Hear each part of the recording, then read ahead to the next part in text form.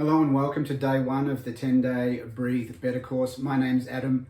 Before we get started, most of these exercises are suitable for most people most of the time. I'm not claiming that they will work for everyone all of the time, but I'd ask you to be curious and maybe check them out for yourself. Of course, some of these exercises aren't suitable some of the time. So if you have hypertension, heart troubles, panic disorder, anxiety, or you're in your first trimester of pregnancy, I'm going to suggest right now that you talk to your medical professional of choice just to get cleared for these exercises.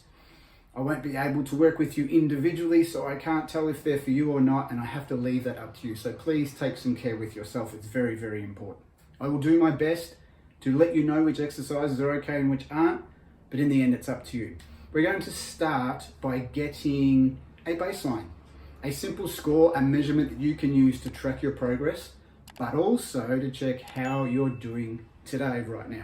It's called the BOLT score. This comes from the Oxygen Advantage, and BOLT stands for Blood Oxygen Level Test. If you're interested in knowing more, please Google it. There was a bunch of information online about it.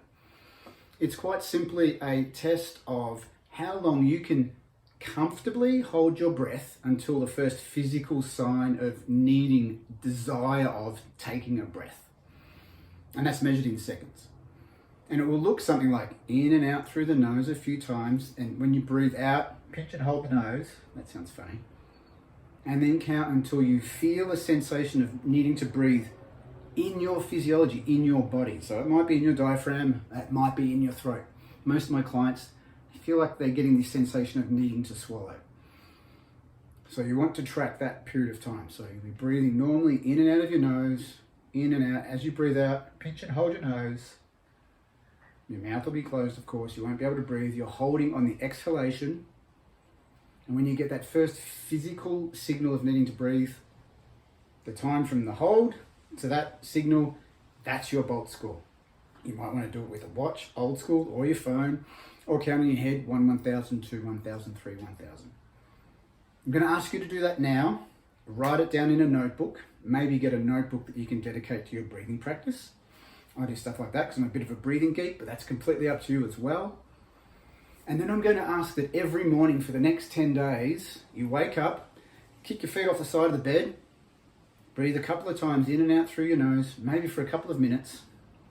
Then breathe in, breathe out, pinch your nose, hold your nose, and get your BOLT score, write it down. That will give you an idea of how well you're sleeping, which we'll talk about in another video. But it will let you know if you're getting any improvements from these exercises. And it's just cool to see how you're going at any time.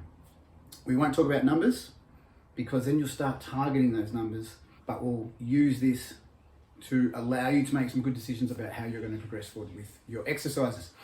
So that's really it in terms of work to do and homework for day one. However, what I would like you to do is start paying more attention to your breathing throughout the day. You could do that right now. Just check in. How am I breathing? Where am I breathing? How do I feel about my breathing?